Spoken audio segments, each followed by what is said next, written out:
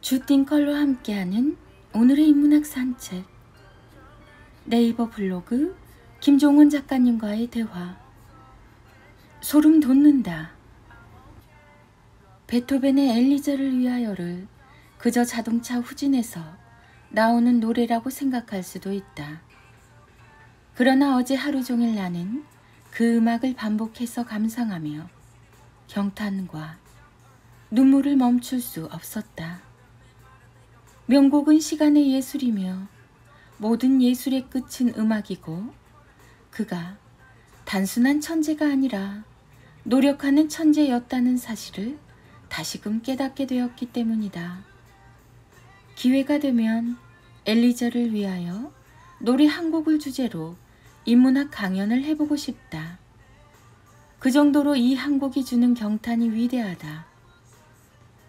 낡은 피아노 앞에서 연주도 하면서 중간중간 왜 이런 구성이 여기에 나왔는지 그걸 하나하나 분석하며 전하고 싶다.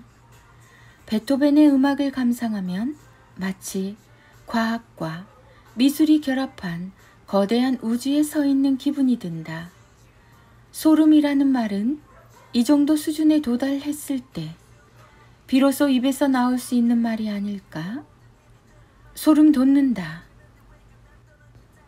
카카오 채널 김종원 작가님의 기적의 필사법. 아이가 너무 울어서 저도 어쩔 수가 없었어요. 대학 때 편의점에서 아르바이트를 하며 온갖 종류의 도둑을 목격했습니다. 대부분 형편이 어려워서가 아니라 습관적으로 물건에 손을 대는 경우가 많았는데 그날은 많이 달랐어요.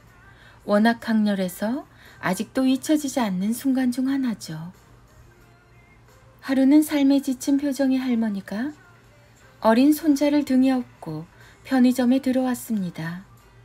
당시 워낙 많은 손님을 봐서 눈빛을 보면 그 손님의 의도를 알 수 있었는데 참 많이 불길했습니다.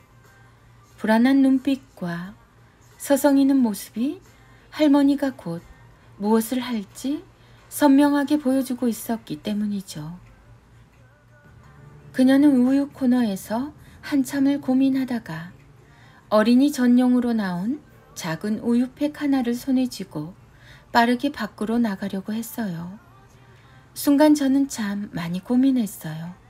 CCTV가 매장을 촬영하고 있기 때문에 모른 척 그냥 넘어갈 수도 없었으니까요. 저는 지갑에서 빠르게 10,000원을 꺼내서 할머니에게 달려갔죠. 당연히 그녀는 깜짝 놀라며 잘못했다 라는 말을 하기 직전의 모습이었습니다. 등에 업힌 아이는 그 상황에 놀라 울음을 터뜨렸고 모든 게 참 힘든 순간이었어요.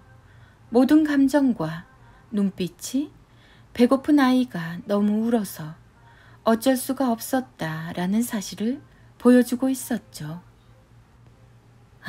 정말 모든 것이 최악인 상황이었지만 그때 저는 할머니에게 차분하게 이렇게 말하며 아이 모르게 할머니 손에 10,000원을 쥐어드렸습니다.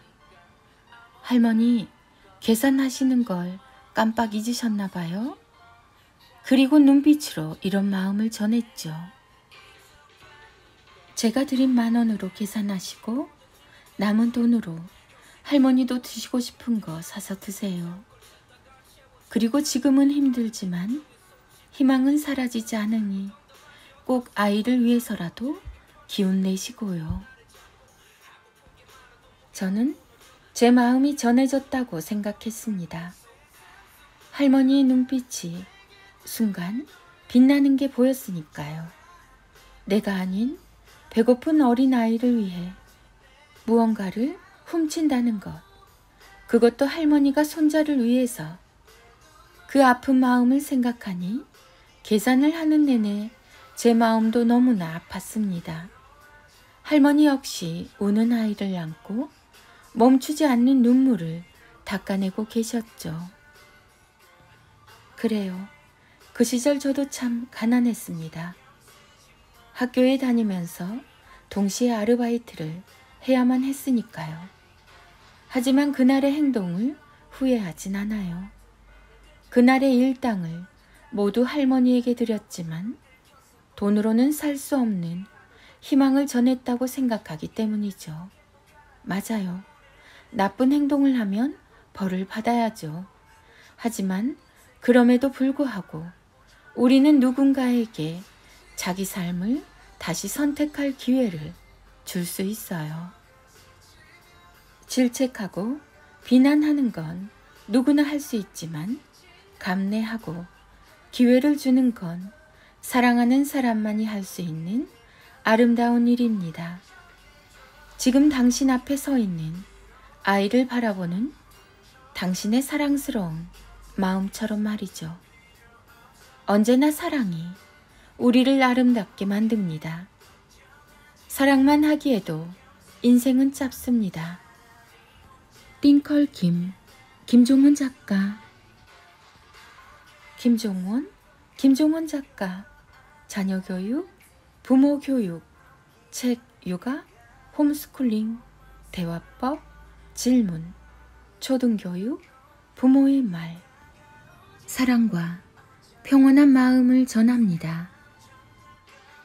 인문학의 대가 김종원 작가님의 100권을 이기는 초등 1문장 입체독서법.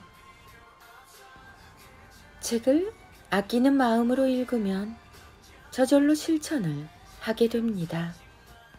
책을 아껴서 읽으라는 말은 무엇을 의미할까요? 책을 더럽히지 않고 깨끗하게 읽으라는 조언일까요? 그렇지 않습니다. 눈에 보이는 부분을 아껴서 대하라는 것이 아니라 그 안에 녹아있는 지혜와 지성의 가르침을 아껴서 읽으라는 것이죠. 하나하나 귀한 가르침이니 허투루 지나치지 말고 여기에 무언가 있다 라는 생각으로 깊이 읽어야 합니다. 그럼 자연스럽게 실천까지 하게 되니까요. 김종원 작가님의 매일 아침을 여는 1분의 기적. 아이들의 인문학 달력 낭송이 계속됩니다. 매일 아침을 여는 1분의 기적. 큰 노력과 시간이 필요한 일일수록 지금 자신에게 가장 절실한 것일 가능성이 높다. 우선순위에서 가장 높은 곳에 있는 것이 언제나 당장 이루어지기 힘든 일인 이유도 그것을 극복해야 더 큰 내가 될 수 있기 때문이다.